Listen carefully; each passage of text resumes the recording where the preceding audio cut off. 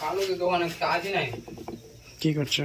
হ্যাঁ, কালু তো কিরম কাজে বসে আছে।